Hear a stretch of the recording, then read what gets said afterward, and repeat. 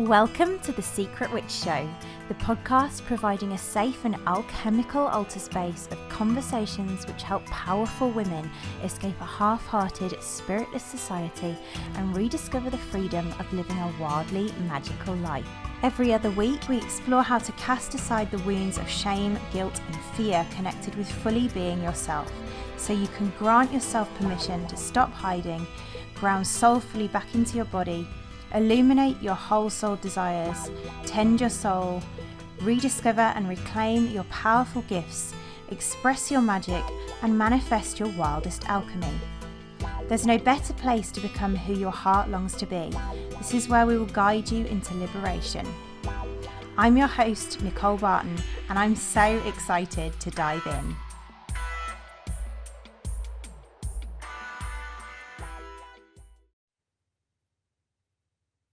Happy New Year, witches. A huge welcome back to the Secret Witch Show. This new year is feeling super potent, super powerful. And if you're a witch who's into manifesting magic, aka creating your most magical life, then I want to share and invite you into something very sacred and special that is coming up this week. We have our free taster circle and ceremony coming up this Thursday. I'm going to be leading circle in our Meet Your Witch ceremony. So if you have enjoyed listening to the show or you love this episode and someplace inside is really feeling called by some strange pull to take the tender first steps into meeting your witch, then I invite you to join us in this beautiful heart-opening ceremony where you'll begin to open to your heart and soul's deeper vision, which is very apt for where we're headed in today's show. You can join us at meetyourwitch.eventbrite.co.uk. You can sign up for your free ticket there and claim it and step into 2026 from your witchy power. And yes, there is a replay, so we will send that if you can't join us live. Anyway, let's dive into today's episode. On The Secret Witch Show today, I open the new year with a deep, magical exploration of what it truly means to create a vision from soul rather than a strategy. I speak to the secret witch who longs for manifestation yet fears it, who has learned to either hustle or rebel, and who wants to step into her creatrix power but feels blocked by doubt, burnout, resistance, or confusion about what she even desires. I invite us into a different way of creating, one rooted in the feminine, in feeling rather than thinking, and in allowing our hearts to reveal the woman that we long to become. In this episode, I explore why strategic visioning often collapses our magic, how the witch can find the third way beyond push or collapse, and why soul visions feel impossible, terrifying, and wildly honest. I share the personal initiations that shaped my own vision, including withdrawing my daughter from school and recreating my entire life around creating a soul business and soul-led homeschooling, a dream that once felt utterly impossible. Through story and deeper teachings of the laws of manifestation, I guide you towards opening your heart, illuminating your resistance, and beginning to discover the secret soul vision held quietly in the fabric of your cells. And let's dive in.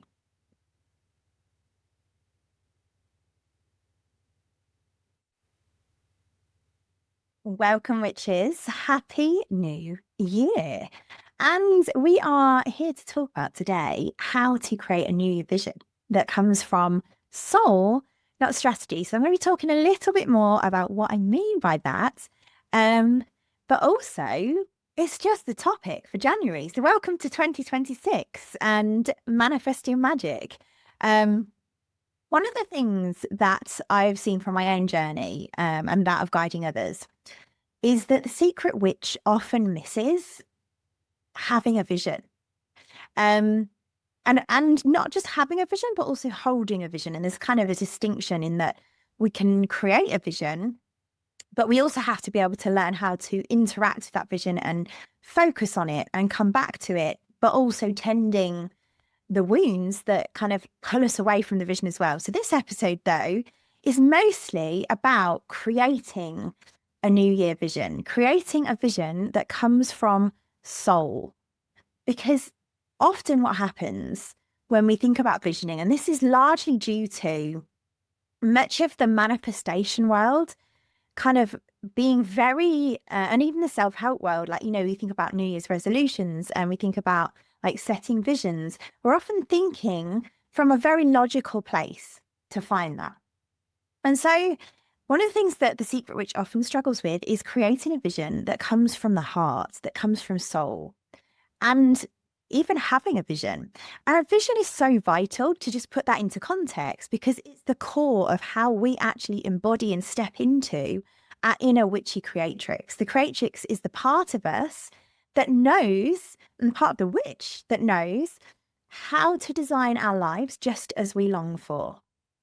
So if you're listening to this, I suspect there's a reason that you're listening to this. And maybe there's this sense of like disconnect, this sense of like, oh, my life isn't just as magical as I want it to be. And so a big part of that and the reclamation of that and being able to design our lives as we desire is having a vision. Because without a vision, and really what I mean by vision is like some kind of North Star of like where we want to go, who we want to be. Like without that, we get lost. We end up aimlessly kind of either floating along in life or busily burning ourselves out on the hamster wheel, not really connected to a deeper sense of purpose. And that's often because simply we aren't being intentional with our magic. And this is innocent, by the way. So as we start to dive into this episode, as with all of them, it's very much an invitation to be loving and with the parts of ourselves that we're just starting to see. Like if this is us and we're resonating with it, ultimately, not having a vision leaves us with not creating what we set our hearts on. It leaves us without clarity over what the next aligned action is. It leaves us uncertain. It leaves us doubting ourselves. So a vision is vital, number one. But as much as we so want to enter the world of manifestation as witches, and we're fascinated by the idea of visions, we can also fear it.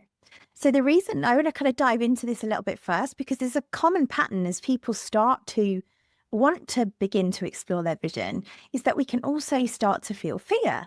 Because what has tended to happen for secret witches is that at some point in our lives, we've burnt out. We tend to be like the sensitive souls, the magical ones who have kind of gone into society and gone into the world and tried to keep up with it. Like we're the people pleasers. We're like, yeah, I can do that. Yeah, I can do that. And we've burned out because there's been so much to do. So what happens in that is we get this kind of skewed relationship with doing. We either kind of push and force and hustle, or we run away from push, force and hustling because we've burned out and we've kind of rejected that way of being. And often from that space, like we secret witches reject that idea of being intentional creatrixes, even though that's a huge aspect of the witch. Like she's a super powerful creatrix, just like the healer's another aspect of her. Like she's the medicine woman. She has lots of different aspects. But that's because the only way that we have learned to create and to be intentional is to push, hustle and force. We've learned probably as like in a little, like as a little girl, we've probably learned in childhood that we have to be more masculine. I'm going to use the word masculine because masculine has that kind of energetic of being direct, being forceful, pushing, often very much linked into our perception of power and our definition of creative power is this concept of like the masculine energy. We have to be masculine to survive in the world. Because generally that is kind of true. Like there is, to keep up with the very mainstream world, there is that kind of expectation. But what happens is when that kind of burns us out, because we're sensitive, which is, we then start to flip to the opposite end of the pole. And where we once hustled, pushed and forced, and you might still be in that end of the pole, or you might swing between the two. Like when we had enough of that, we then rebel and we reject the masculine way of being.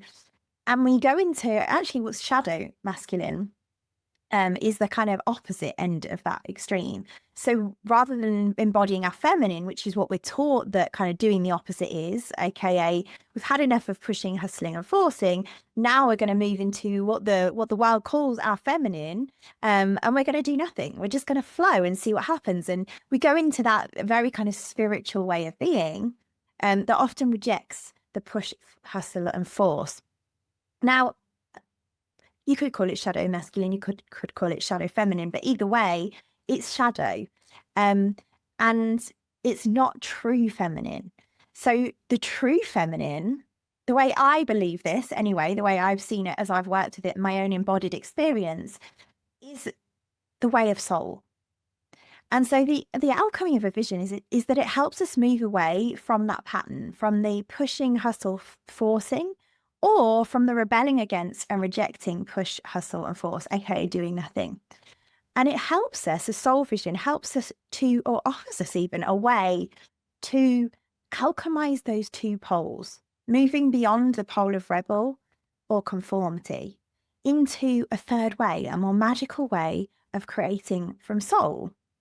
And so that's what we're here to talk about today.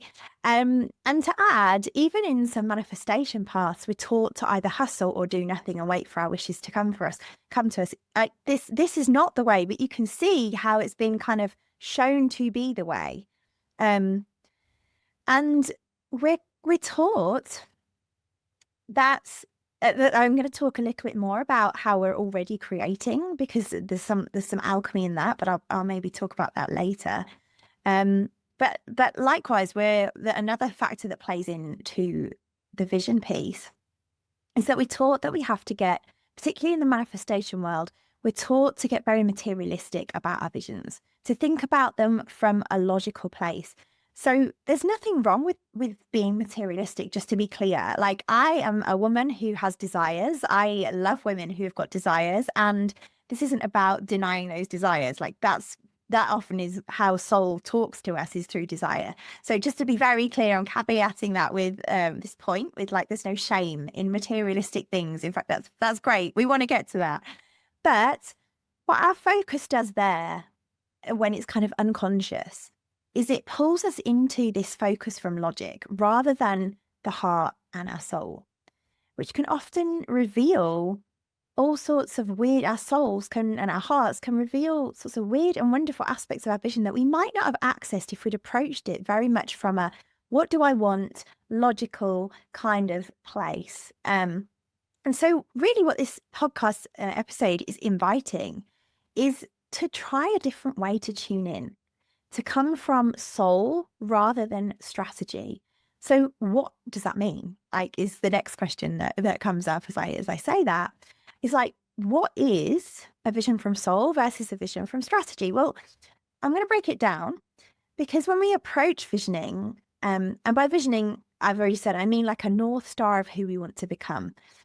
Strategically, if we approach it strategically and logically, it means that we think our way into the vision in that very kind of masculine, logical way. You might think, what do I want? Like, and we cut out our things and we stick them on our vision board, and that's the kind of typical manifestation route, which actually is still very masculine in the way it's taught. What the vision from soul looks like is a kind of soulful feeling out of our way into our vision. So when we approach our vision created from soul, this is a very soulful, feminine way. It's the way of the heart. It's the way of asking, like, or feeling in our bodies and being like, what does it feel like to be the woman that I long to be? Like, who is the woman that I long to be? In 5 years' time, like, who's the woman that I long to be? What does she look like? What does she dress? What does she, how does she speak? What's she doing, like, with her life? What does she feel like? What's in my heart to create over the next X time frame? So when I talk about a vision from soul, it's more about feeling our way into our vision. And I'm going to caveat as well, going back to how we rebel against push, hustle, force, and strategy is very similar. Strategy can be seen as the masculine domain. So I also want to be clear, I am not rejecting strategy, because it's valuable masculine support to a feminine woman. But there's a way to work with the two, and for the feminine, the soul, to receive the support of the masculine. So part of the alchemy of the witch, as I see it, and the secret witch particularly, who often has this kind of resistance to the masculine, a normal part of being a secret witch. If you're here listening, I suspect you've got an issue with the patriarchy. Let's just call it out. Um, and I know it well. So part of the alchemy of the witch is to unpack lifetimes of suppression of the feminine by the masculine, and come to see that even the rebellion, in some ways, as much as we need it, like there is a part of the path where we need to rebel against that, because there's an inner boundary that comes in, is like no, just no, like that's so vital. But there's also a place to expand beyond that, like when we're caught in that place that wants to rebel against the masculine. And there's a reason for that, because rebelling against the masculine is not actually where we take our power back. Our power is not out there. Like our power is within us. And we can learn to receive the different gifts of the masculine. The masculine is not in competition, it's simply different. And we have different gifts. And so, as feminine essence beings and feminine women, we can really learn how to receive the gifts of the masculine as a support to our vision.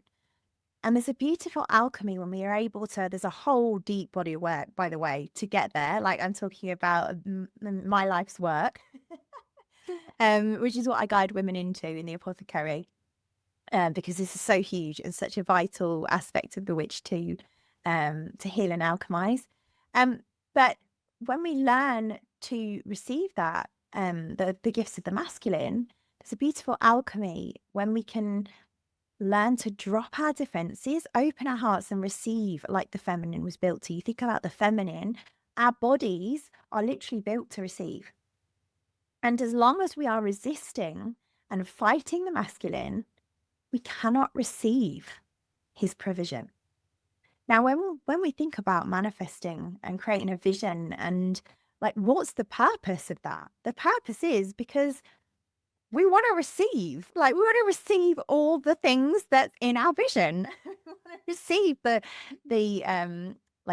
tangible things. We want to receive becoming the woman that we're here to be. And so manifesting and creating is all about also the relationship we have with receiving. So this piece alone, kind of gone off on a tangent actually, but this is crucial alchemy. And a huge amount of the work in the apothecary that we do is about learning to soften into our feminine witch, so that we can learn to receive, we can learn to embody our feminine souls and discern our soul vision, which is the vision of our hearts. Now, as I said, that is a deeper body of work than we have time for in one episode. But this episode kind of lays the foundations for that deeper work. It's like the breadcrumbs are being sown for you to kind of think, oh yeah, like I resonate with that, or maybe like I don't resonate with that at all, in which case that is also fine. My work is always to invite you to trust yourself. But it's, in essence, we're kind of introducing in this episode a felt sense of coming home to the body to create our vision from soul rather than strategy. So you can think of it kind of like opening the box.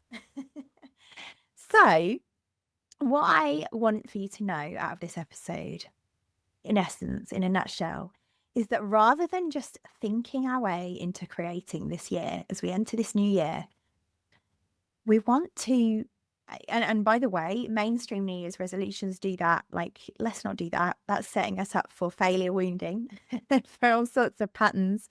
But I want you to just feel like you can even open your heart to the fact that there could be a deeper, more soulful, felt, embodied place that we can create a vision from. And what we're opening to in that is that third way beyond pushing or not doing. And that third way is soul. It's often coming back home to our hearts and to some kind of meaningful, deeper place. It's not necessarily about like, what tangible things do I want? Although that is a part of it. Like, it's not about like how much money do I want to make and only that. It's about how do I want to feel? I often just a very basic, like, a very basic vision I will invite women to make is I just sit and think about the 5 words that you want to feel either this month, this year, the next 10 years, whatever it is, however long, whatever kind of time frame you're creating a vision for. Like, how do I want to feel? Like that in and of itself is so powerful. That's a soul vision. This is really finding the third way of creating. Um, and often I call this the kind of the truest form of manifestation, because I said I was going to talk about manifestation a bit more. So let me do that now. Um, we have to begin to see that manifestation is not about pushing. It's not about doing nothing. So we've explored that polarity. What it is about learning how to work with real magic. And by this, I mean that we have to firstly connect to our heart's deeper vision for life. Like, what do we want life to look like? We have to learn how do I want to feel? Like, we have to learn how to keep focus there, or more importantly, we have to get intimate with what's having us not stay focused there, aka our shadows and our wounds. And we have to learn to lovingly tend those wounds without bypassing them, as so much manifestation work tells us to do. I'm going to be honest. I'm going to say it. I said it. There we go. Manifestation work is bypassing our wounds in so many places. And that's not true of everyone, just a caveat. And then 4, we have to learn to refocus to our vision, to keep coming back, to keep refocusing in the sense of like, this is impossible, this isn't happening. Like meeting ourselves where we are in the wounds of like, this isn't possible. And then refocusing and being like, okay, this is my vision. I'm going to hold it. And constantly asking ourselves, does this action that I'm taking align with my bigger vision? And the biggest thing to know is that we are required to hold the vision without even knowing the how of the vision. One of my favorite quotes is by Terence McKenna. I'm absolutely certain I've probably read this in another episode somewhere, but I'm going to bring it back in because it's so beautiful. His quote is, "Nature loves courage. You make the commitment and nature will respond to that commitment by removing impossible obstacles. Dream the impossible dream and the world will not grind you under. It will lift you up. This is the trick. This is what all those teachers and philosophers who really counted, who really touched the alchemical gold, this is what they understood. This is the shamanic dance in the waterfall. This is how magic is done. By hurling yourself into the abyss and discovering it's a feather bed." I absolutely love that quote. It's one of my favorites because I've got a felt experience of it. I've got many felt experiences of it. And it's so true. This is how magic is done. By dreaming the impossible dream and hurling ourselves into the abyss and seeing how it becomes real. And that is so hard to trust. So I'm just gonna share, like, I get it. But like, well, how do I know? Like, how can I be convinced that this is gonna work? Like, I know because I've been in that place, leaning into the edge of one of the instances I remember is like leaning into the edge of choosing a soul guide. And thinking, I am so scared to invest. And at points, not even having the money, but somehow it got magically created anyway. And I've seen that over and over again with others. And I'm not necessarily advocating choosing that, unless it's like you're really willing to lean into that edge. Like we want to choose that consciously. But I do remember choosing that and feeling the sheer terror from that moment of leaning in and trusting and being so shocked when I created what I had desired, when I thought it was impossible. So I really have had to lean in. There's been countless examples of this. I'm going to give another one later. But like really having to lean in and trust the mystery of soul, because the work of feminine soul, what we're here to talk about in terms of the vision from soul, the work of feminine soul is truly done in the place of mystery. There's the feminine mysteries. The feminine is mysterious. And this kind of feminine way of creating is totally alien to us in our society. We are taught that we need to think about what we want and work out logically the plan to get it. That's hustle, push, force. The feminine creatrix instead learns how to hold her bigger, impossible feeling vision without knowing how. That's the key. Like, we don't need to know the how. And we watch it unfold magically before our eyes as we do the work to heal all of the blocks that are in the way of us creating it. And that's because what is little known in the world is that there's nothing to do to create. So we're going to dive into that manifestation piece now. AKA, we don't need to learn to force and push. We don't need to do that. We don't need to learn how to manifest, because the truth is that most people don't know about manifesting is that we're already doing it. We're already creating. Like, we secret witches are creating already all the time. We're already manifesting. We're just largely doing it from shadow, which is why we're getting everything we don't want. Like, we probably haven't got a vision to keep us focused. We probably are just like creating from our wounded inner little girl. And she's like, oh, holy hell, this feels absolutely terrifying. Like, I'm just going to distract myself. So it basically, when we're creating what we don't want, all that's really happening is our inner wounded little girl is running around creating for us unconsciously from her wounding. She's driving the bus and we're letting her. So, largely is because she either doesn't have a vision or isn't focusing on it and is instead innocently, unconsciously focusing on wounding. So if you aren't creating what your soul desires, and I speak to you because this is also, has been me and is at times me when I'm having drama and like moments where it's like, oh, hang on, there's something to see here. What am I creating? Why am I creating this? So if you're doing that and you're not creating the magical life that you want, the desires that you want, you're not becoming the woman that you want to be, which is what your soul vision is likely one of those things. Either don't have vision or your focus is being called elsewhere and you're not focusing on the vision. And creating a very logical vision is also a wounding, blocking the feminine creatrix, but that's a whole other, like, let's not go into that depth. Either way, like, think about the feminine. Physiologically, she's the ultimate creatrix.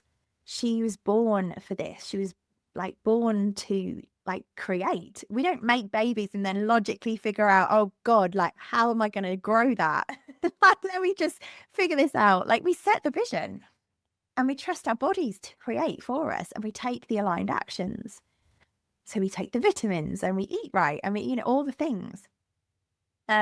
So in order to create a vision, to be a creatrix, a feminine creatrix, there's work to do. And that work isn't more hustle, push and force. That work is the inner work. That work is the coming to love all the parts of us that are scared of the vision that we want to create. And the first challenge for many secret witches, other than simply not having a vision or holding a vision at all, is that even distilling and getting clarity on our soul vision can be really challenging. Like, it's usually not easily accessible because of the level of conditioning, wounding, trauma, fear around our vision, around things like the possibility of our dreams. We often doubt that we can create the vision that we realize is in our heart. The power that we hold, like wounds around our power. Often women aren't able to see their soul vision because they doubt their power.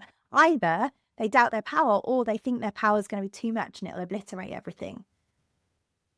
Wounds around our self-doubt about our magic. Like, maybe we think we don't have magic. Like, oh, this is possible for everyone else. They can create a vision, but I don't. Like, how am I going to do this? These are the secret witch wounds. Being honest with ourselves. Maybe we're not being honest with ourselves. Maybe our true soul vision requires more of us than we've been willing to face. So we set some like little goals, or some very kind of logical goals that maybe feel unachievable, or that require us to push, or maybe do feel achievable, and you could just tick them off your list and feel like you're worthy. Those are some of the wounds that can show up as we start to think about opening to our soul vision.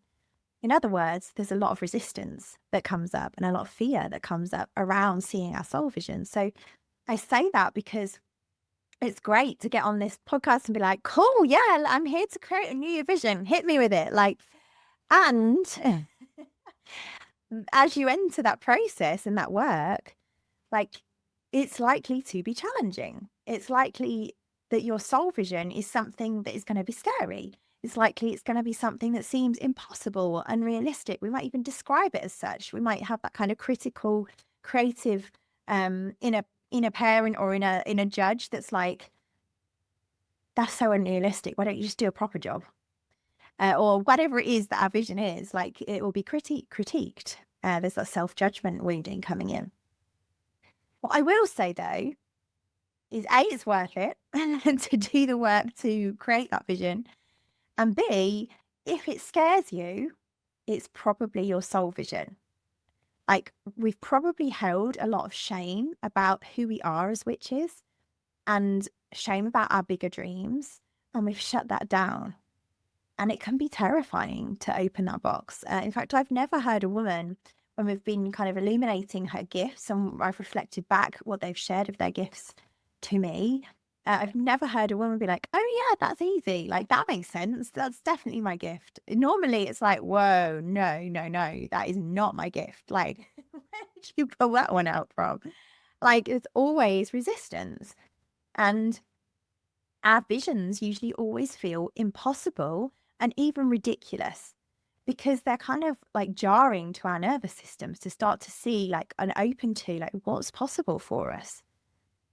Our work as powerful witches is to learn how to stay with the sensation of that discomfort and illuminate what is the fear. So this is how we create differently. We start to illuminate what the fear is and we love ourselves through it. And this is a big part of what we do with the remedies, the archetypal remedies. By the way, they help us go deep here if we're committed to that. And I'll also name that it is really challenging to do that, to live from soul, to be in the work of soul, much more so than anyone thinks. Like it sounds so appealing and there's a lot of fantasies around like living from soul. But in the 15 years that I've been doing this work, I can tell you that opening to my soul's vision and actually walking into creating it has been one of the most challenging things that I've ever done. So I also invite you to be with the inquiry of like, do I really want this first? Like it's so important to be honest about these things because honestly, so many secret witches innocently kind of drink the Kool-Aid that we're sold by the quick fix world. And we have a fantasy about what the work of soul really is. We think, oh, it's wonderful. We're just going to float around in feminine world. And then we realize quickly, that's not what it is. Like that's still wounding. And then we drop out at the first hurdle because it's so hard. The work of soul is some of the deepest work that I've ever done. It's about living fully in alignment with who we are and what we're here to express. And it requires a descent into our wounds so that we can claim our deeper heart-led soul-felt vision. And often it's also something that people don't necessarily agree with. It's something that people judge us as weird for. Like there's so many things that can come up when we think about embodying our soul's vision. And it's also totally worth it. So I want to be honest about the terrifyingness of it and the fact that it's also worth it. So I'm going to share an example because last year I had a year full of what I call material for liberation. And it's from all angles. Material for liberation is things that go, in inverted commas, wrong, or things that happen that trigger us or that challenge us in some way. And they're really learning opportunities, invitations to learn about ourselves, invitations into the inner work, deeper soul initiations, in essence, that are there to bring us home to who we really are, to bring us home to our soul beyond the wounding that we've been conditioned to operate in. And so I had many of these challenging initiations last year. Like I can't even count how many they were. It's probably one of the most challenging years I have had in a long time. And just to share, like it's also clearly not my first rodeo at creating a soul vision. Like I've created multiple versions of my soul vision. I created a magical soul business serving hundreds of witches into their power, magic, and truth. I've been visible to millions of people through the writing that I do for magazines and being on radio and being featured in press. Like I've created a whole new healing modality that's revolutionary because it's about the inner work rather than the quick fix. that's probably the biggest thing that's taken courage, because I'm going against the grain. Like, I've created a lot of my soul's deeper visions, and I'm still in the creation process of a lot of my soul's deeper visions. And I'm going to name that here because of that, like, people often project onto me that, oh, Nicole just must not feel any fear. She just shows up on her podcast and talks. She just leads these circles, da, da, da, da. Like, all of these projections I've had, and they're welcome. Please own them. Like, please take self-responsibility for that being a projection, because I feel fear. Like, that is a lie that I don't feel fear. I can tell you, I'm walking this path with you. I'm not like completed, like soul vision tick, like done. So, like, just completed that. Like, I'm just a witch now. I'm all done. I'm healed. Like, if anybody tells you they're healed, they're lying. Like, that the purpose of this work is not to be clean and fully healed and perfect. Like, the purpose of this work is to learn to love the parts that don't feel perfect, that feel like failure, that feel scared, like the messy human emotions that we feel. So, I am not healed. I feel fear. I can tell you that I'm always listening for the next part of my soul vision, and they get arguably bigger and more impossible feeling as time goes on. So please take me off that pedestal. Like, I am, I'm not healed. I feel fear. And I'll also add that those soul visions which have manifested into something tangible, which has also been challenging to decondition, because once upon a time, my goals were all material, like from I'm going to manifest a parking space to I'm going to make 100K to I'm going to manifest a new bed and a new laptop free, like, which I've done, by the way, like, totally random. But yeah. But as I deepened with the witch, my soul visions began to become clearer. And as I healed my wounds around worthiness and materialism and needing to prove myself, which was a big one for me, my vision really changed from wanting to be a healer in order to make money and live and do something that I loved and make money from it, to wanting to deeply be of service to women. And that's it, full stop. Like, the only gifts are given in service is something one of my mentor says. And like, it's really brought me into like my deeper purpose, and my purpose is to bring this work into the world. Like, that's probably my deepest vision. And that has required a hell of a lot from me. I can tell you, it's had me do things that would never have been on my vision like 5 years ago. So I birthed a low-cost membership, for example, the Apothecary, which I've mentioned, which I've invested in to support women, often at a cost to myself. Like, and I chose that consciously to deepen this body of work because my soul guided me to it. Like, these are the sorts of weird and wonderful things that soul, not strategy, will have us move into heart-led desires about.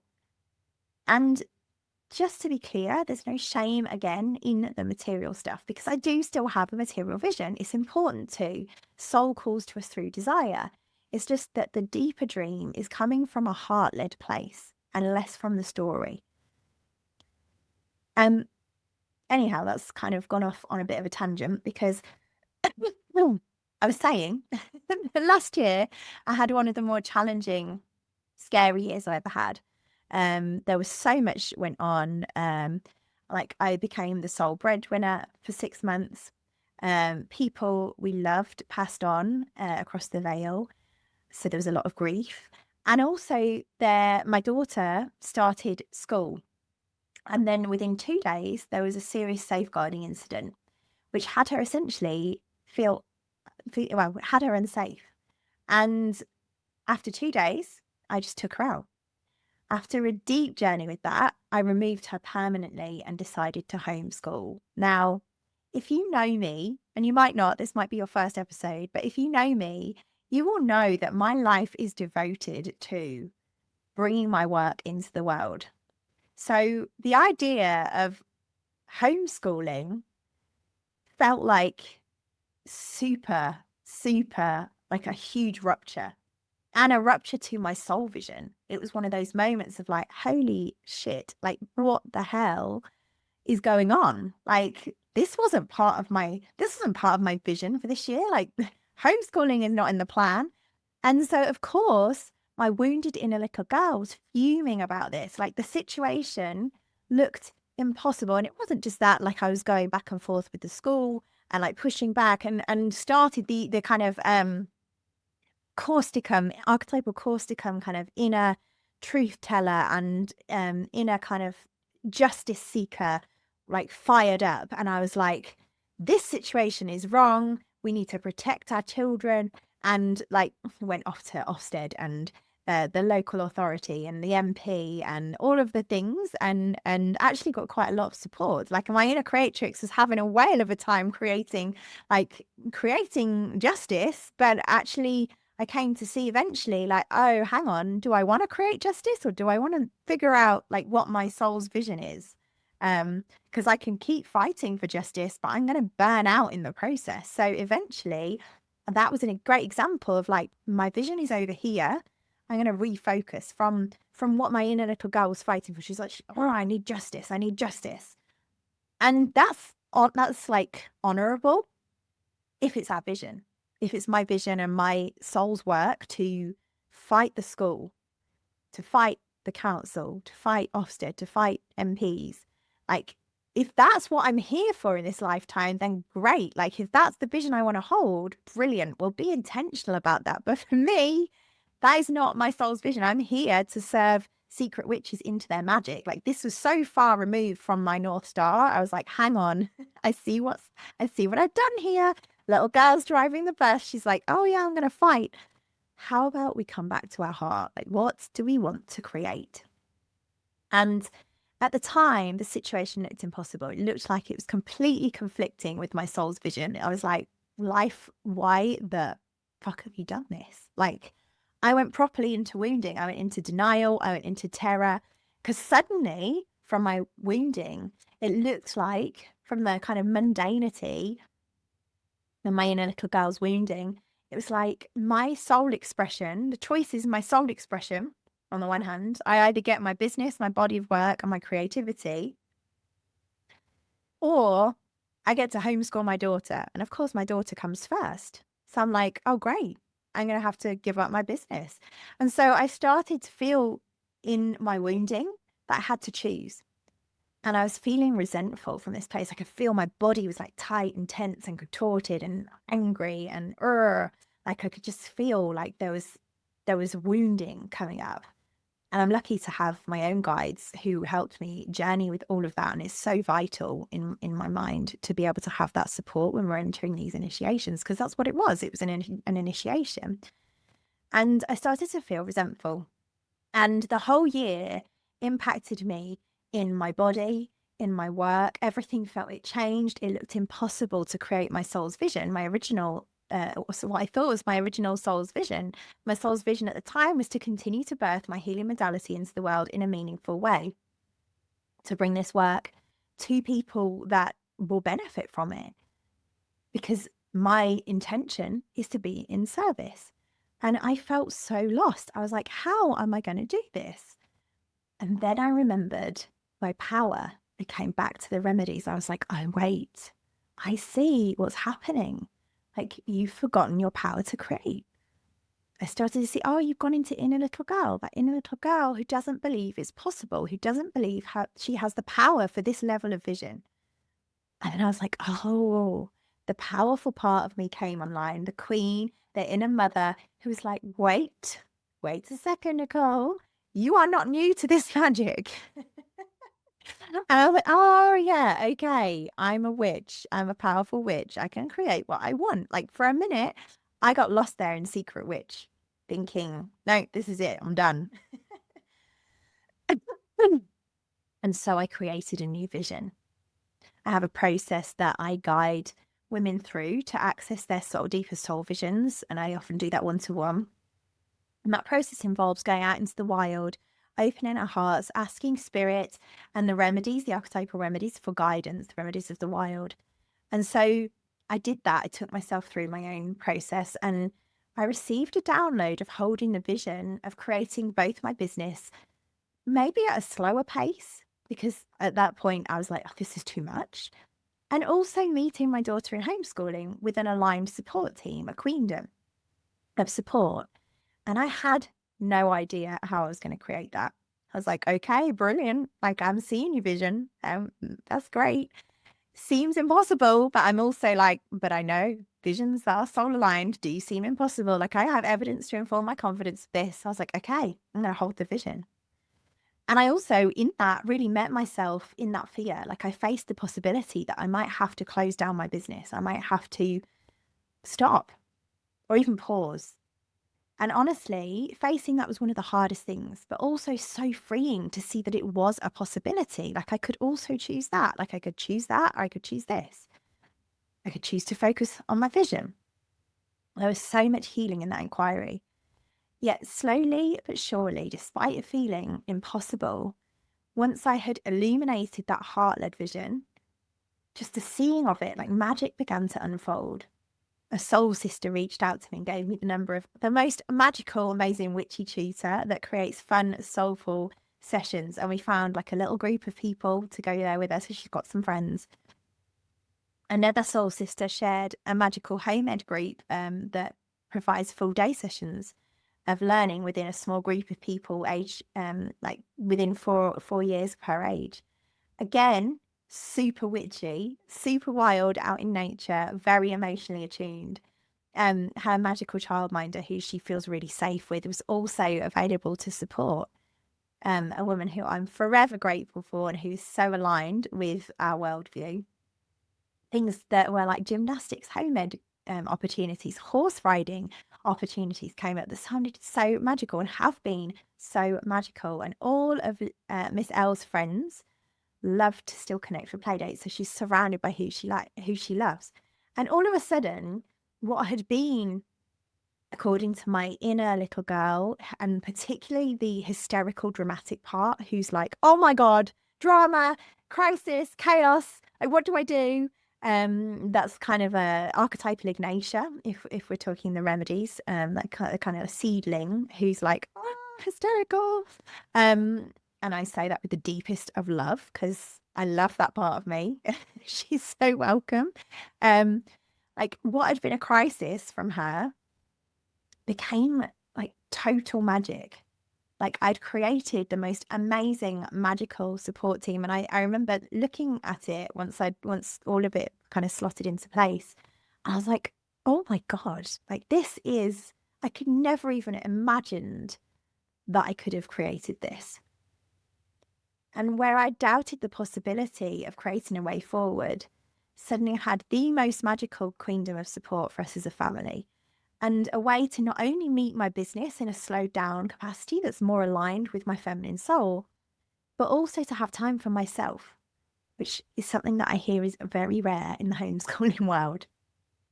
So what's magical though, and all of that is magical, like I can't tell you how grateful I am for this wisdom of how to hold a vision and focus on it and how to stay open to the possibility when we think that things aren't possible.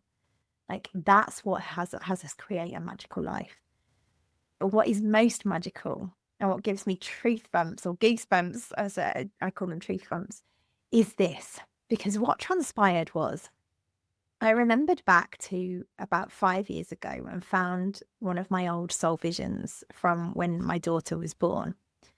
And I saw that I had originally written in one of my first ever soul visions, I have childcare with a magical team who embody leader, wild, love and spirit to allow me to work Tuesday, Wednesday, Thursday so my daughter can attend an alternative education. And it's like, I looked at that and I was like, oh my goodness, like 5 years ago, I dreamed the impossible dream. I've got chills, I've got goosebumps naming this because that had come from the language of my soul back then. She was just born. Like I had no idea, A, how to create it, or B, if it would be possible or aligned. It seemed totally impossible in all the ways. And I looked back and I thought, it's taken me 5 years to create that vision. And it's a deeply soul aligned vision. But I created it in ways that I could never have even dreamed. And I had no idea how to. And I certainly couldn't have logically thought my way into it. I couldn't have pushed my way into it. This is what it is to create a soul vision. This is what it is to create from the feminine. We have a vision of the woman we long to be. And I'd got a whole vision around like how my witch wanted to express in the world. And she was soft and like expressive and had a podcast and had this magical business and like had this support team for alternative education. And I was like, wow, the power of a vision. And just so humbled that I saw that and found that. I was like, oh my goodness, of course, like all this time it was written. Like what I do know is what's aligned for us will never pass us by. So I'm gonna complete there, I think. It feels a magical place to end, but I am curious to know what your soul wants to create. And if you don't yet know, and I suspect even if you think you know, there may be a way to deepen as well, to see like the deeper what's in your heart. Like we begin that process in two ways. There's two options that I can think of if you're wanting a next step. And feel free if you don't want a next step, that's absolutely all good too. But whatever calls to you. So the first one is I'm leading a free circle to meet your witch. I think it's this Thursday, which is one opening to deepen into the kind of meeting your witch and opening to your heart and your vision. There are replays available. You can find the link on Eventbrite. I'll pop it in the show notes for you so that you can find it.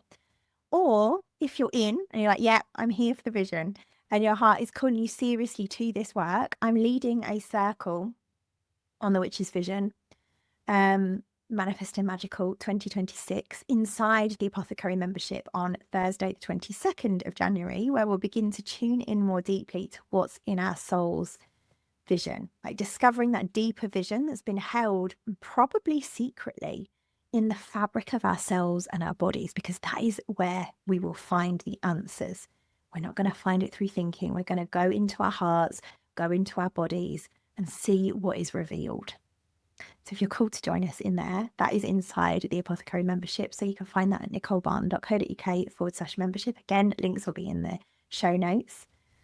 And that's it. Beautiful invitations for you if you want them. But either way, I would love to know what came up for you in this episode. Like I always love to hear from listeners. If you love the podcast, please do review us as well. And reviews always help us get seen by more secret witches. Of course, there are already so many of you who listen, which is gorgeous. But yeah, I'm going to leave it there and I'll see you soon, my loves. Lots of love. I absolutely always get lit up by the conversation of creation. It's just something I love, particularly soul creation all the way. Here are my takeaways. A soul vision can only be accessed through feeling, embodiment, and the heart, not through thinking, strategy, or the logical masculine, what do I want approach. The witch's true creative power emerges when she moves beyond both poles of hustling, forcing, and collapsing and rebelling, and enters the third way of soul-led creation. Manifestation is not about figuring out the how, it's about holding a heart-led, impossible feeling vision while tending the wounds and shadows that pull us away from it. We are always creating, but without a soul vision, we tend to unconsciously create from wounding, fear, doubt, and the unmet needs of our inner little girl. A true soul vision will feel confronting, unrealistic, or even terrifying, because it reveals the deeper truth of who we are and calls us into our power and possibility. Soul creation is vulnerable and requires courage, the willingness to trust the mystery, to meet resistance honestly, and take aligned action even when the path feels impossible or unclear. But it's totally worth it.